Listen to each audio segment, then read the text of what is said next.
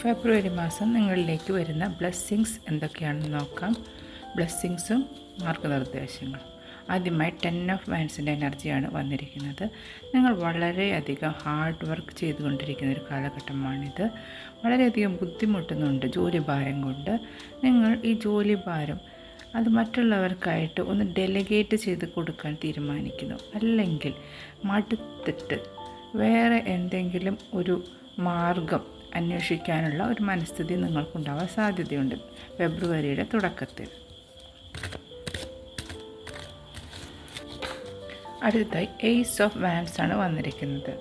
നിങ്ങൾ ബന്ധങ്ങളിലോ അല്ലെങ്കിൽ ജോലി സംബന്ധമായോ ചില പുതിയ കാര്യങ്ങൾ ആലോചിക്കുന്നുണ്ട്. ചില പുതിയ ഐഡിയകൾ നിങ്ങൾക്ക് വരുന്നുണ്ട്.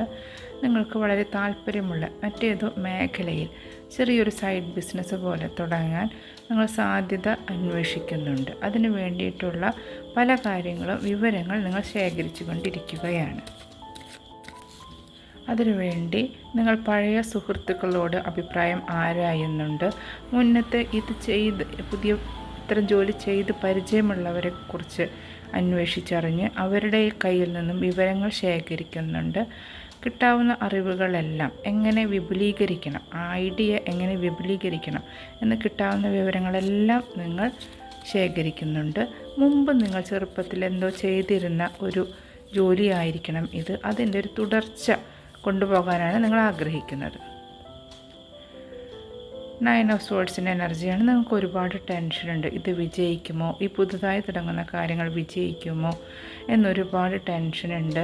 ഇപ്പോഴുള്ള ജോലിയിലും പ്രശ്നങ്ങളും കൊണ്ട് എല്ലാം നല്ല ടെൻഷൻ അനുഭവിക്കുന്നു. രാത്രി ഉറക്കം നഷ്ടപ്പെടുന്നുണ്ട്.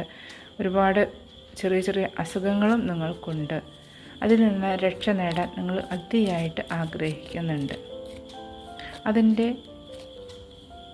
അതിൻ്റെ ഭാഗമായി നിങ്ങൾ കൂടുതൽ ഡെഡിക്കേഷനോട് കൂടി വർക്ക് ചെയ്യാൻ തീരുമാനിക്കും. ഫെബ്രുവരി അവസാനത്തോടു കൂടി നിങ്ങൾക്ക് ഒരു പുതിയ പ്രതീക്ഷയുടെ കിരണങ്ങൾ നിങ്ങളുടെ ജീവിതത്തിലേക്ക് വരും.